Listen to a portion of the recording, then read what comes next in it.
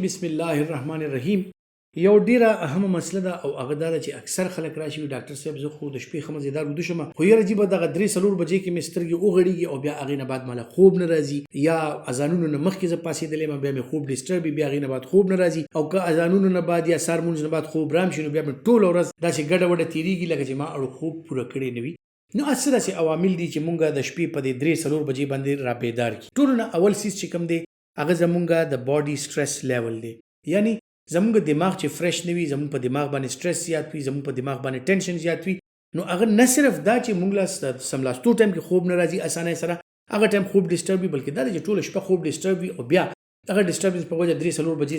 ټایم کې سترګې وغړېږي او بیا بندله خوب نه ورځي. نو سټرس لیول چې کوم دی دا ډېر زیات ضروري څیز دی چې دا ستاسو کنټرول وي. چاته چې ډپریشن مسلې وي یا د صحت نور داسې عوامل وي، صحت داسې نورې مسلې وي، دغه خلکو ته اکثر د دې خوب ډسټرب کیږي. بیا دویم سیز ته راځو. دویم سیز چې کوم دی جناب هغه دا دی چې څه وجوهات داسې وي چې د هغې د وجې نه زموږ خوب ډسټرب وي، لکه زموږ د خوب چې کوم انوایرمنټ دی هغه ضروري پکار ده چې ټیک وي، یعنی که ډېره زیاته ګرمي وي یا ډېره زیاته یخني وي موږ د هغې تنظام نه کړی، زموږ د ملاستې ځای چې کوم دی هغه ارامدی نه وي، زموږ بالغ ټیک نه وي، زموږ تولۍ ټیک نه وي، زموږ د کټ پوزیشن ټیک نه وي، نو داسې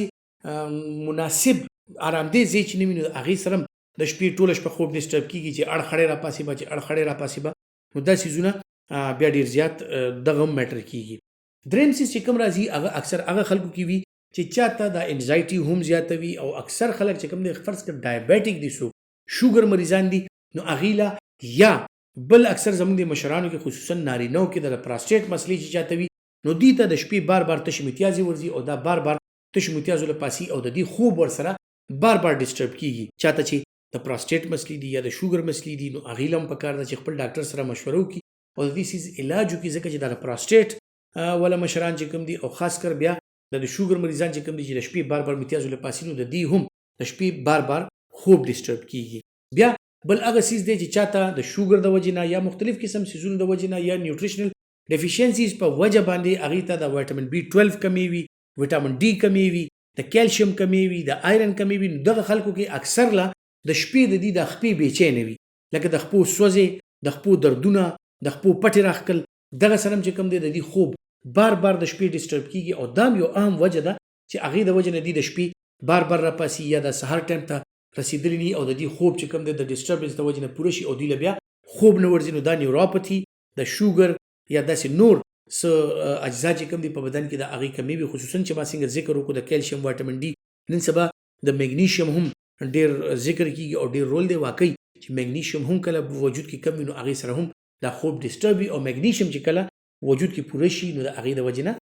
دا خوب چې کوم دی نو دا پرسکون شي. بیا اکثر له چې کوم دی نو خلک د هغې د سلیپینګ هیبټس دا ټیک نه وي، لکه ډېر زیات لیټ سملا او د سحر چې کوم دی نو بیا ډېر لیټ راپاسه، نو د سحر او د مازدیګر د روټین چې کوم دی دا نور خاته او نور پریواته دا په دې خپلو سترګو سره کتل دا ډېر زیات ضروري دي. زموږ په دماغو کې الله تعالی یو قدرتي ګړی اچولی ده کوم ته چې بایولوجیکل کلاک وایي، دې ته سرکیډین ریدم وایي. د سرکیډین ریدم داسې جوړ دی که ته په یو کمره کې هم وي خو تا ته پته لګي چې بهر شپه شوه او بهر ورځ شوه، نو دا ځکه پته لګي چې موږ ریګولرلی دغه شی نه ګورو او زمونږ دا یو بایولوجیکل کلاک دا دې سره سیټ شوی دی. نو که ته سحر وختي پاسې او نور خاته منظر ګوري او مازدیګر کې ته دا نور پریواته منظر ګوري نو ستا بایولوجیکل کلاک چې کوم دی قدرتي داسې برابرېږي لکه زموږ مشران به پخوا چې خبرنامې ته ودرېدل او خپله ګړی به ورسره په ټایم که چې یاره دې خبرنامې سره زما ګړی په ټایم شو نو دا ګړی اوس په ټایم ده، نو دغسې نور خاته او نور پریواته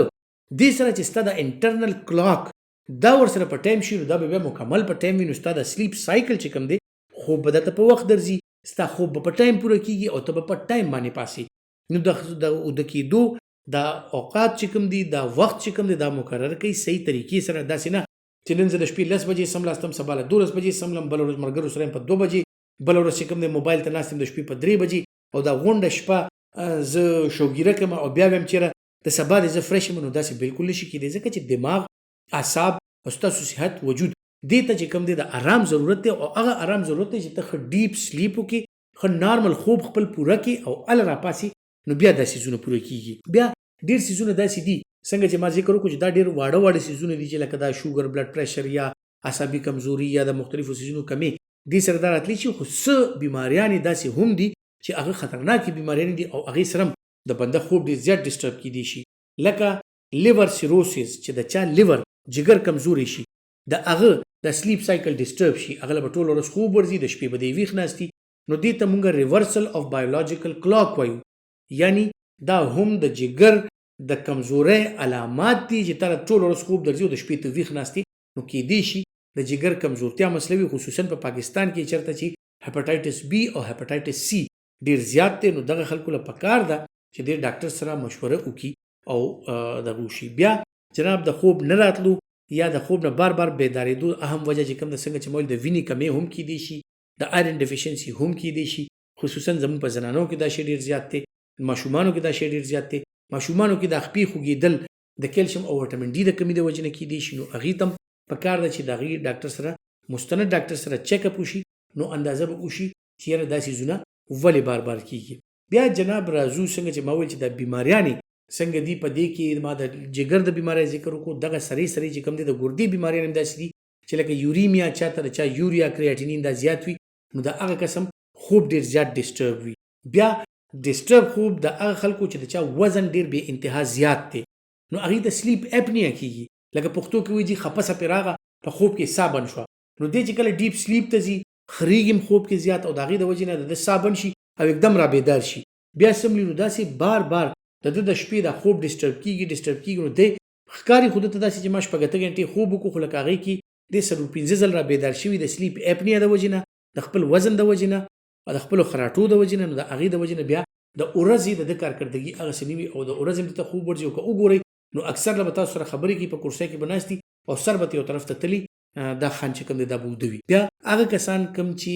د چای کافي د دې استعمال زیات کوي، سموکینګ کوي، الکوهل استعمال زیات کوي، د دې سلیپ سایکل چې کوم دی همیشه لپاره ډسټرب وي. نو کوشش کوئ چې دا نشې تماشې د دې نه ځان ساتئ او یو صحتمند زندگی، خپل صفا خوراک، صفا خپل د آرام ټایم مقرر، خپل ایکسرسایز، خپل ډایټ او خپل روټین اکټیویټي، نو ان شاء الله ستاسو افادیت او ستاسو افیشنسي او ستاسو چې کوم افیکټیونس دی په ژوند کې هغه برقرار وي.